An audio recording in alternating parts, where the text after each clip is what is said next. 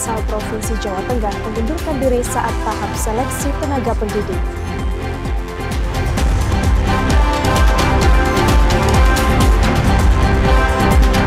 Pemerintah Kota Jambi siapkan 5 hektar lahan untuk pembangunan sekolah rakyat.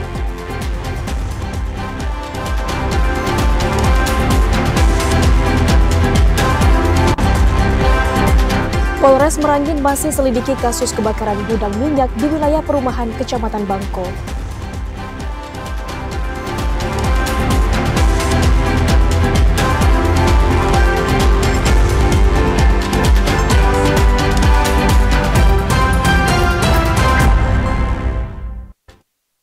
Assalamualaikum warahmatullahi wabarakatuh. Selamat sore saudara. Hari ini kami kembali menyapa Anda dalam program Jambi Hari Ini, edisi Rabu 16 Juli 2025.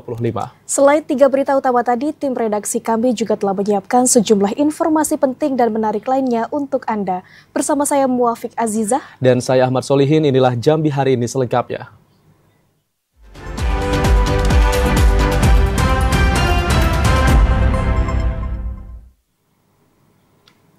Saudara, sekolah rakyat di Kabupaten Tanjung Jabung Timur dijadwalkan dimulai pada akhir Juli 2025. Namun dalam proses seleksi guru, 1 orang calon guru mengundurkan diri. Pemerintah Kabupaten Tanjung Jabung Timur terus mematangkan persiapan program sekolah rakyat yang telah masuk ke tahap 1B. Program inisiatif Presiden Prabowo Subianto ini diharapkan menjadi solusi pendidikan berkualitas bagi siswa-siswi dari keluarga tidak mampu. Kepala Sekolah Rakyat Kabupaten Tanjung Jabung Timur, Pevi Dis Yuniza mengatakan, dalam tahap seleksi tenaga pendidik, 1 orang calon guru asal Provinsi Jawa Tengah mengundurkan diri. Pengunduran diri tersebut disebabkan penempatan yang terlalu jauh dari domisili serta kurang siap dengan sistem asrama yang diterapkan di sekolah rakyat. Kendati demikian, posisi guru yang mundur telah digantikan oleh calon guru baru hasil penjaringan Kementerian Sosial Republik Indonesia. Guru terpilih diharapkan mampu mengemban tugas dengan profesional. Kalau untuk Tanjung Jabung Timur itu ada yang dari melalui seleksi itu 1 orang. 1 orang. Yang dari Jawa Tengah. Untuk sementara pelaksanaan program sekolah rakyat di Kabupaten Tanjung Jabung Timur akan dilakukan di gedung Diklat BKPSDMD Pemkab Tanjung Jabung Timur yang berlokasi di Kecamatan Muara Sabak Barat. Sedangkan gedung permanen untuk sekolah rakyat direncanakan mulai dibangun pada September mendatang berlokasi di kawasan KTM Kecamatan Geragai. Glifa, TVRI Jambi melaporkan. Pemerintah Kota Jambi telah menyiapkan lebih dari 5 hektar lahan untuk pembangunan sekolah rakyat yang merupakan program inisiatif Presiden Prabowo Subianto. Pembangunan dijadwalkan mulai tahun ini dan akan dioperasionalkan pada tahun 2026 mendatang. Pemerintah Kota Jambi menunjukkan komitmennya terhadap program sekolah rakyat yang diinisiasi oleh Presiden Prabowo Subianto. Saat ini sekolah rakyat di Kota Jambi masih menempati gedung sentra Aliatama Jambi. Untuk mendukung operasional jangka panjang, Pemkot Jambi telah menyiapkan lahan seluas 5 hektar lebih yang berlokasi di kawasan Bagan Pete. Kepala Dinas Sosial Kota Jambi Yunita Indrawati mengatakan, lahan tersebut direncanakan untuk pembangunan sekolah rakyat mulai dari jenjang SD, SMP hingga SMA. Pembangunan infrastruktur akan dimulai tahun ini dan ditargetkan dapat beroperasi pada tahun 2026. Upaya ini merupakan bentuk dukungan Pemda dalam mewujudkan akses pendidikan bagi keluarga yang membutuhkan. Kedepannya untuk anak-anak tetap, karena tetap di desil 1 dan desil 2 ya, karena nanti akan insya Allah mudah-mudahan dibuka untuk SD, SMP, SMA. Karena kami mendapatkan informasi untuk lahan Kota Jambi, alhamdulillah disetujui, walaupun masih ada proses tahapan pemastian lagi ya, terkait dengan tanah, kondisi tanah dan sebagainya. Sekolah rakyat ini merupakan upaya pemerintah dalam mengurangi angka kemiskinan, karena program ini menyasar siswa yang masuk dalam kategori miskin dan miskin ekstrim. Joko, TVRI Jambi melaporkan. Balai Penjaminan Mutu Pendidikan Provinsi Jambi melakukan monitoring dan evaluasi ke sejumlah SD dan SMP di Kabupaten Sarawangun untuk memastikan pelaksanaan masa pengenalan lingkungan sekolah yang ramah dan mendidik di tahun ajaran baru 2025. Pelaksanaan masa pengenalan lingkungan sekolah MPLS dilaksanakan selama 5 hari terhitung dari tanggal 14 hingga 18 Juli 2025. Sesuai ketentuan Direktorat Jenderal Pendidikan Dasar dan Menengah, MPLS harus diterapkan sesuai regulasi terbaru serta menghindari segala bentuk kegiatan yang tidak mendidik. Kepala BPMP Provinsi Jambi Hendri Putra mengatakan, pihaknya memberikan perhatian serius terhadap implementasi MPLS di seluruh kabupaten kota. Monitoring langsung di lapangan dilakukan untuk memastikan MPLS berjalan dengan baik dan mampu membantu murid baru merasa diterima, termotivasi belajar, serta terbentuk karakter yang positif. Dari hasil kunjungannya, Hendri Putra mengklaim bahwa seluruh sekolah yang dikunjungi di Kabupaten Sarolangun telah melaksanakan MPLS tanpa kekerasan atau unsur perpeloncoan. Intinya jangan ada yang di luar, maksudnya di sini kita harus betul-betul mengawasi ya, kepala sekolah, guru kita mengawasi, karena di sini juga ada melibatkan OSIS atau internal kita. Jangan sampai ada namanya kekerasan, jangan sampai ada perpeloncoan. BPMP Provinsi Jambi mengingatkan seluruh satuan pendidikan agar mengenalkan lingkungan sekolah tidak hanya secara fisik, namun juga memperkenalkan guru, teman, nilai-nilai, serta budaya di lingkungan sekolah. Edi Kusnadi, TVRI Jambi melaporkan. Saudara, 8% tenaga pendidik tidak masuk di hari pertama MPLS. Dinas Pendidikan dan Kebudayaan Kabupaten Sarolangun akan memberikan sanksi terhadap guru yang mangkir tanpa keterangan. Sejak hari pertama dan hari kedua pelaksanaan masa pengenalan lingkungan sekolah MPLS, Dinas Pendidikan dan Kebudayaan Kabupaten Sarolangun telah melakukan monitoring dan rekapitulasi terkait tingkat kehadiran tenaga pendidik di setiap jenjang. Hasilnya, masih ditemukan tenaga pendidik yang tidak hadir tanpa keterangan usai liburan panjang. Kepala Dinas Pendidikan dan Kebudayaan Kabupaten Sarolangun, Arsyad mengatakan pihaknya telah membentuk tim sidak untuk melakukan pengecekan di lapangan dan mengumpulkan data guru yang tidak masuk. Alasan ketidakhadiran guru bervariasi. Di antaranya ada yang menunda kepulangan usai mudik, anak sakit, atau urusan keluarga di luar daerah. Di awal MPLS kemarin, hari Senin tanggal 14, kita kalkulasi ada sekitar 8% yang kehadiran guru dari daerah tertentu yang jauh dari kota Sarolangun yang belum sempat hadir. Bukan nama cuti, kebetulan mereka memang ada anak yang sakit, keluarganya yang jauh, kemudian ada yang pulang kampung antar provinsi. Dinas Pendidikan akan objektif dalam menilai setiap alasan ketidakhadiran tenaga pendidik. Namun yang pasti, kehadiran di hari pertama MPLS merupakan indikator komitmen dan tanggung jawab sebagai abdi negara. Edi Kusnadi, TVRI Jambi melaporkan. Dinas Pendidikan Kota Jambi memastikan pelaksanaan masa pengenalan lingkungan sekolah atau MPLS tahun 2025 berjalan secara edukatif dan bebas dari kekerasan, agar murid baru dapat lebih mudah beradaptasi dan merasa nyaman di lingkungan sekolah. Seluruh sekolah dasar dan sekolah menengah pertama di Kota Jambi masih menerapkan masa pengenalan lingkungan sekolah MPLS tahun 2025. Kegiatan MPLS berlangsung selama 5 hari, terhitung sejak 14 Juli 2025. Kegiatan ini dirancang agar siswa baru cepat berinteraksi dan beradaptasi dengan lingkungan serta teman sebaya. Dinas Pendidikan Kota Jambi menegaskan seluruh sekolah wajib melaksanakan MPLS yang ramah, aman, dan bernilai edukatif. Kepala Dinas Pendidikan Kota Jambi Mulyadi menghimbau para guru untuk aktif mengawasi siswa agar kegiatan MPLS terbebas dari tindak kekerasan maupun kegiatan non-edukatif. Ini yang kita jamin supaya tidak ada anak-anak yang merasa tertekan, yang merasa sekolah menjadi yang memomokkan, bagi mereka itu tidak boleh terjadi. MPLS bukan hanya untuk memperkenalkan fasilitas sekolah secara fisik, namun juga untuk menanamkan nilai-nilai karakter dan membangun kedisiplinan siswa. Sehingga siswa mampu tumbuh mandiri, berani berkembang, dan merasakan lingkungan belajar yang positif. Joko, TVRI Jambi, melaporkan.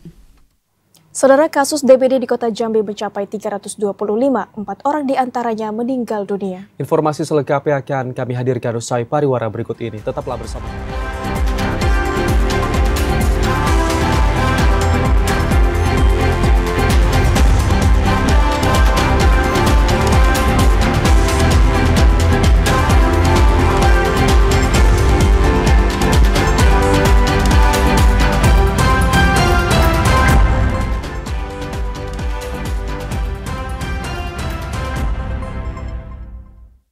Terima kasih saudara Anda kembali bergabung bersama kami di Jambi hari ini. Saudara, siswa-siswi di Kota Jambi antusias menyambut cek kesehatan gratis di lingkungan sekolah.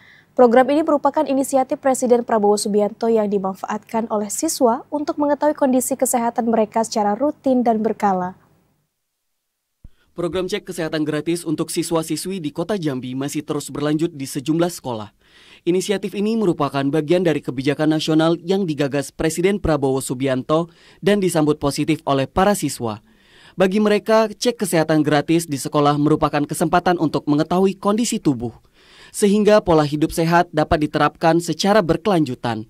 Siswi SMA Negeri 3 Kota Jambi, Tiara, berharap program ini dilaksanakan secara rutin agar kesehatan siswa terpantau dan penyakit dapat diantisipasi. Terus tuh kayak ditanya tinggi badan sama berat badan, terus periksa mata, periksa gigi, periksa telinga, kayak terus tensi sama kayak gitu. Gimana rasanya ada cek kesehatan gratis di sekolah? Bagus sih untuk lebih tahu juga tentang kesehatan murid-murid, jadi tuh guru-guru lebih bisa mentoleransi kalau misalnya ada murid yang sakit. Kepala SMA Negeri 3 Kota Jambi, Suyadi, menyampaikan harapan agar hasil cek kesehatan siswa-siswi dapat dikoordinasikan dengan pihak sekolah. Selanjutnya, hasil akan disampaikan kepada orang tua siswa untuk penanganan lebih lanjut. Untuk cek kesehatan gratis, SMA 3 ini kerjasama dengan puskesmas yang ada di Kecamatan Jelutung ini. Nah, cek kesehatan gratis itu diperuntukkan untuk seluruh kelas 10, 11, 12. Hanya saja kelas 10 masih MPLS, maka kita prioritaskan hari ini adalah untuk kelas 11 terlebih dahulu. Dinas Kesehatan Kota Jambi menegaskan bahwa tim khusus telah dibentuk di setiap puskesmas untuk mendukung kelancaran pelaksanaan cek kesehatan gratis di seluruh sekolah. Joko, TVRI Jambi melaporkan. SD Negeri 94 Kota Jambi mengalami kekurangan tenaga pendidik. Kondisi ini membuat para guru terpaksa mengajar dengan mata pelajaran ganda. Kota Jambi saat ini menghadapi krisis tenaga pendidik di jenjang sekolah dasar negeri. Hal ini terjadi seiring bertambahnya jumlah guru yang telah masuk masa pensiun. Salah satunya terlihat di SD Negeri 94 Kota Jambi yang berlokasi di Kelurahan Beliung, Kecamatan Alam Barajo. Dengan jumlah tenaga pendidik yang terbatas, para guru terpaksa mengajar 2 hingga 3 mata pelajaran. Kepala SD Negeri 94 Kota Jambi, Mariati Manurung, mengatakan, saat ini jumlah pegawai hanya tersisa 10 orang dengan total siswa dan siswi sebanyak 109 orang. Kondisi ini menyebabkan operator dan kepala sekolah harus turun langsung mengajar di kelas. Pihaknya berharap melalui rekrutmen PNS dan P3K yang telah dibuka pemerintah, kebutuhan tenaga pendidik dapat segera terpenuhi. Untuk saat ini 7 orang, yang seharusnya tenaga pengajar itu dengan guru dan studi harusnya ada 9 orang. Personel kami semua untuk saat ini 10, termasuk pelayan dan kepala sekolah di dalamnya. Saat ini jumlah siswa baru telah bertambah menjadi 24 orang dibanding tahun sebelumnya hanya 9 orang. Sementara proses belajar mengajar telah dimulai pasca MPLS. Yogi Ramadhani, TVRI Jambi melaporkan. Saudara, 325 kasus DBD di Kota Jambi terjadi selama kurun waktu Januari hingga Juli 2025. Dari jumlah tersebut, 4 orang diantaranya meninggal dunia. Dinas Kesehatan Kota Jambi mencatat 325 kasus demam berdarah denggi DBD terjadi selama kurun waktu Januari hingga Juli 2025. Dari jumlah tersebut, 4 orang diantaranya meninggal dunia akibat DBD.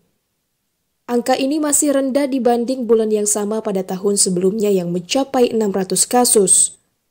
Meski mengalami penurunan, namun jumlah kasus DBD pada semester 1 tahun 2025 ini tetap menjadi perhatian serius pemerintah Kota Jambi. Kepala Bidang Pencegahan dan Pengendalian Penyakit P2P Dinas Kesehatan Kota Jambi, Rini Kartika mengatakan, Kota Jambi masuk dalam kategori endemis DBD. Kasus DBD cenderung meningkat saat musim hujan dan menjadi pola yang berulang setiap tahunnya. Kondisi saat ini belum dikategorikan sebagai wabah karena jumlah kasusnya masih rendah dibanding dengan tahun sebelumnya. Rini Kartika menegaskan upaya fogging tidak akan efektif jika tidak dibarengi dengan kesadaran warga dalam menjaga kebersihan lingkungan. Dinkes Kota Jambi mendorong partisipasi aktif masyarakat dalam upaya pemberantasan sarang nyamuk (PSN) yang dinilai sebagai kunci utama dalam menekan angka penyebaran DBD. Rini Kartika mengimbau warga untuk waspada terhadap gejala awal DBD seperti demam tinggi, nyeri otot dan sendi, serta munculnya bintik merah pada kulit. Masyarakat diminta segera memeriksakan diri ke fasilitas kesehatan terdekat jika mengalami gejala-gejala tersebut. Joko, TVRI Jambi melaporkan. 3 koperasi desa dan kelurahan Merah Putih di Provinsi Jambi siap menjadi koperasi percontohan nasional berdasarkan penilaian Satgas Pusat. 3 koperasi tersebut berada di Kabupaten Muaro Jambi dan Merangin. Dinas Koperasi dan UKM Provinsi Jambi memastikan kesiapan seluruh koperasi Merah Putih jelang peluncuran serentak nasional pada 21 Juli 2025. Di Provinsi Jambi ada 3 koperasi yang siap dijadikan koperasi percontohan modern yang berkolaborasi dengan BUMN. Kepala Dinas Koperasi dan UKM Provinsi Jambi Sardaini mengatakan, 3 koperasi percontohan itu berada di Desa Tangkit Baru dan Desa Bukit Makmur Kabupaten Muaro Jambi dan Desa Sidoharjo Kabupaten Merangin. Ketiga koperasi itu dinyatakan layak menjadi koperasi percontohan nasional berdasarkan penilaian dari tim Satgas Pemerintah Pusat melalui Deputi Bidang Koordinasi Sumber Daya Maritim Kemenko Pangan. Koperasi percontohan ini nantinya akan beroperasional dengan dukungan BUMN sebagai penyuplai utama kebutuhan. Secara keseluruhan akan ada 1.583 koperasi desa dan kelurahan Merah Putih seprovinsi Jambi yang nantinya mengikuti peluncuran serentak secara nasional. Jadi kondisi saat ini koperasi 3 Merah Putih ini di Kabupaten Muaro Jambi ada 2, yaitu Desa Tangkit Baru dan Desa Bukit Makmur. Kemudian 1 lagi untuk Kabupaten Merangin, yaitu Desa Sidoharjo. Di Provinsi Jambi, peluncuran Kopdes Merah Putih secara serentak akan dipusatkan di Desa Tangkit Baru Kabupaten Muaro Jambi. Randy Arta, TVRI Jambi melaporkan. Bupati Anwar Sadat menargetkan Kabupaten Tanjung Jabung Barat zero stunting pada 2029. Informasi selengkapnya akan kami hadirkan usai pariwara berikut ini. Tetaplah bersama kami.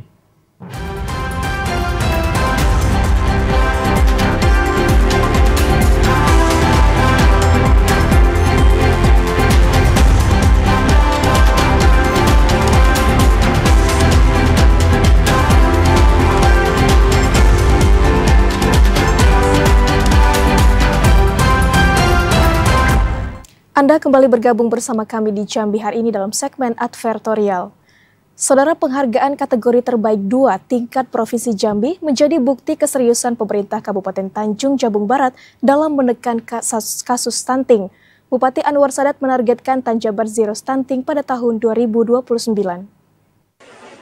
Bupati Tanjung Jabung Barat Anwar Sadat mengatakan, penurunan prevalensi stunting secara signifikan dilakukan melalui kolaborasi lintas sektoral dan pelaksanaan aksi konvergensi yang terintegrasi selama tahun 2024.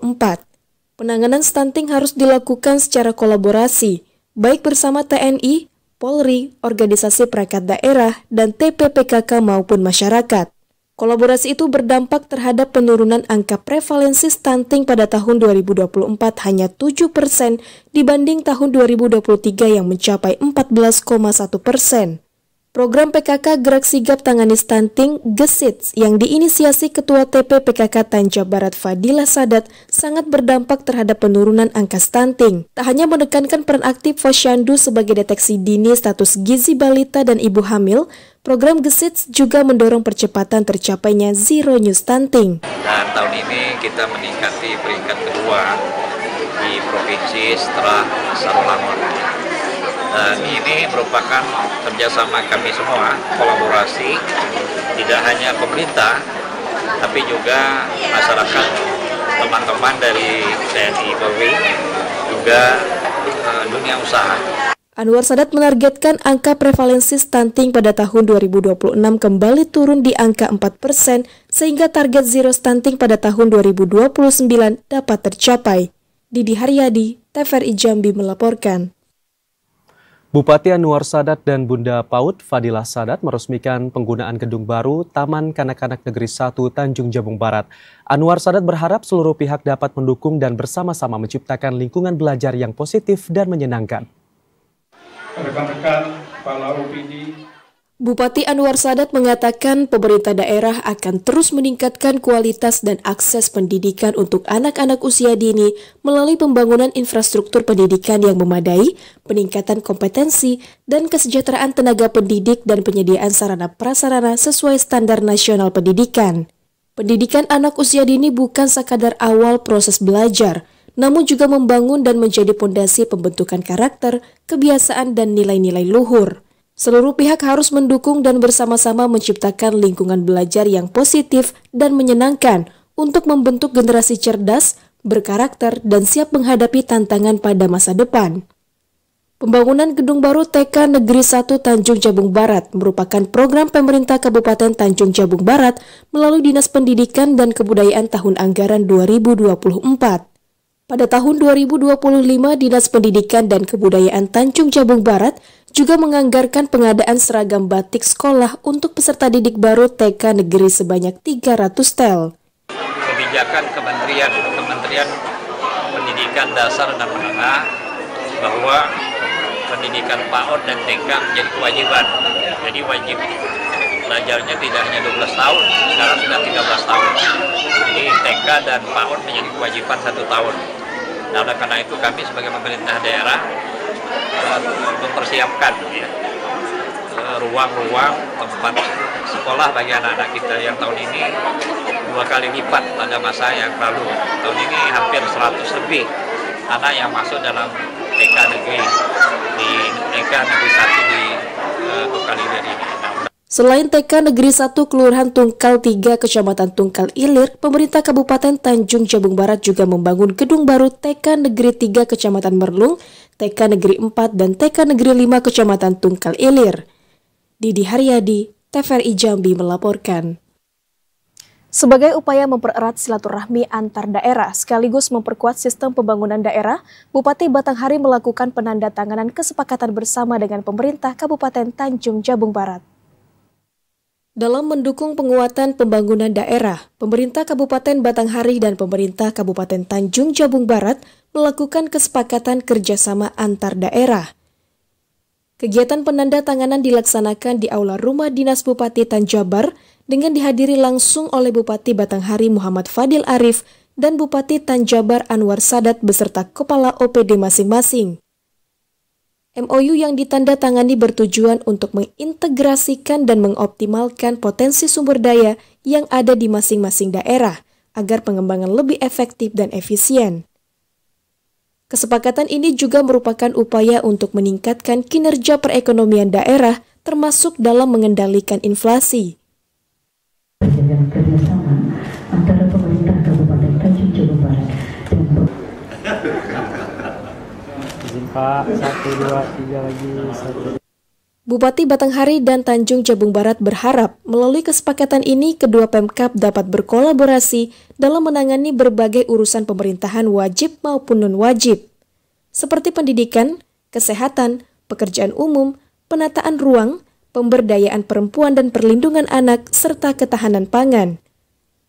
Bupati Batanghari Muhammad Fadil Arif menambahkan, kesepakatan ini akan ditindaklanjuti melalui perjanjian kerjasama di masing-masing OPD.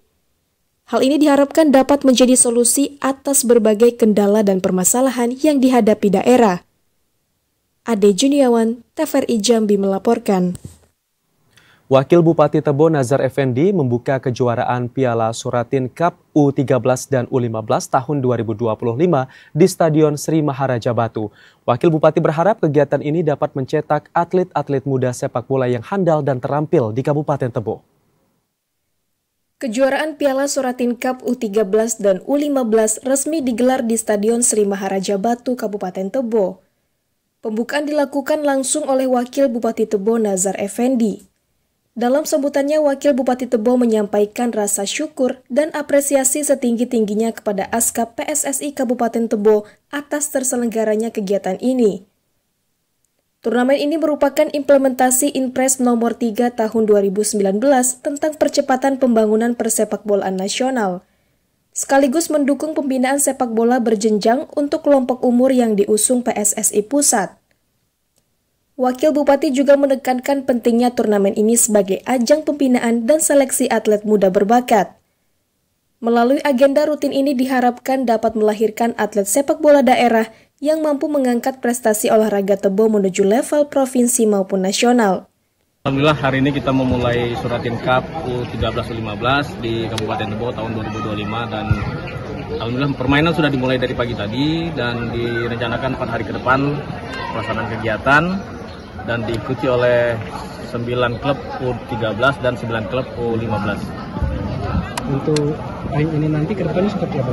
Ya, harapan kita nanti yang jadi juara Suratin Cup U13 U15 ini menjadi wakil Tebo untuk pertandingan berikutnya, dan di samping itu juga kita berharap ini bibit-bibit muda Tebo untuk penguatan masa-masa yang akan datang. Sebagaimana kita ketahui Gubernur Cup kemarin kita juara 1 dan kita berharap nanti di Gubernur Cup berikutnya kita dapat mempertahankan juara tersebut. Piala Suratin ini diikuti oleh 9 klub U13 dan 19 klub U15. Pertandingan berlangsung dari tanggal 15 hingga 20 Juli. Pemenang dari U13, U15 nanti akan kita perwakilan dari Kabupaten Tebo untuk ke provinsi siapa yang jadi juara nanti. Selain pembukaan resmi, turut digelar pertandingan eksibisi antara tim Porkopimda dan Kepala OPD di lingkungan pemerintah Kabupaten Tebo. Intizam, TVRI Jambi melaporkan. Saudara, dalam mendukung peran aktif cendekiawan Muslim se-Indonesia, ICMI Orda Kota Jambi menggelar Focus Group Discussion. Kegiatan FGD ini menjadi ruang dialog antara akademisi, praktisi, dan tokoh masyarakat. Ikatan Cendekiawan Muslim Indonesia, ICMI Orda Kota Jambi menggelar FGD bertajuk Bedah Program 100 Hari Kerja Wali Kota dan Wakil Wali Kota menuju Kota Jambi Bahagia. Kegiatan ini diselenggarakan pada Selasa siang di Aula Rumah Dinas Wali Kota Jambi sebagai bentuk kontribusi aktif dalam pembangunan daerah. FGD ini menjadi forum strategis untuk mengevaluasi, mengkaji, dan memberikan masukan atas capaian serta tantangan pemerintahan Wali Kota Maulana dan Wakil Wali Kota Diza di awal masa kerja. Kegiatan dihadiri beragam unsur masyarakat mulai dari akademisi, tokoh masyarakat, organisasi pemuda, perwakilan OPD, perwakilan RT, hingga media massa. Dalam sambutannya, Wali Kota Jambi Maulana mengapresiasi inisiatif ICMI Kota Jambi. Menurutnya, forum ini menunjukkan partisipasi masyarakat dalam mendukung transparansi dan evaluasi pemerintah. Dengan keluarga besar Ikatan Cendekiawan Muslim Indonesia, Orda Jambi dan Orwil Jambi, dalam rangka mendatangkan para pakar di bidangnya masing-masing untuk sama-sama memberikan insight, memberikan masukan kepada pemerintah Kota Jambi yang baru saja menjalankan pemerintahannya lebih dari 100 hari sedikit. Dan program-program itu kami paparkan dan kemudian dibedah. Sementara itu, Ketua ICMI Orda Kota Jambi Beri Hermawati mengatakan, FGD ini ditujukan untuk mendorong terciptanya kebijakan publik yang inklusif dan tepat sasaran. Ia juga menegaskan pentingnya mengawal setiap program pembangunan yang telah disampaikan oleh kepala daerah. Dari sejak awal kita konsis mengawal program kerja beliau ketika beliau terpilih dan dilantik. Nah, ini kan harus ada pengawalan dari intelektual cendekiawan yang kita ingin semua nanti dirangkum, kemudian nanti kita sampaikan ke beliau untuk ditindaklanjuti. Dan tadi sudah disampaikan, bahkan Ketua Tim Penggerak PKK sangat mengapresiasi kegiatan kita ini yang insya Allah nanti ke depannya akan kita lakukan berkesinambungan. Ketua Panitia Hafizan menyampaikan harapan agar diskusi ini melahirkan masukan strategis untuk pembangunan yang berkelanjutan. Ini sebetulnya inisiatif dari Pak Wali Kota. Tujuannya adalah ini semacam mengukur sekaligus memberikan masukan milestone 100 hari program kerja atau implementasi program kerja dari Pak Wali Kota. Jadi Pak Wali Kota berharap, dan kami juga menyambut itu sebagai bagian dari organisasi masyarakat sipil. Diskusi berjalan dinamis dengan berbagai masukan terkait sektor pelayanan publik, pendidikan, pembangunan infrastruktur, serta penguatan ekonomi inklusif melalui UMKM. ICMI berharap sinergi antara pemerintah, akademisi, dan masyarakat dapat terus diperkuat demi mewujudkan visi Kota Jambi Bahagia yang menjadi harapan bersama. Iwan, Lebri, Farhan, TVRI Jambi melaporkan. Aksi penipuan mengatasnamakan kantor Direktorat Pajak marak terjadi di Kota Sungai Penuh dan Kerinci. Informasi selengkapnya akan kami hadirkan usai jeda, tetaplah bersama kami di Jambi hari ini.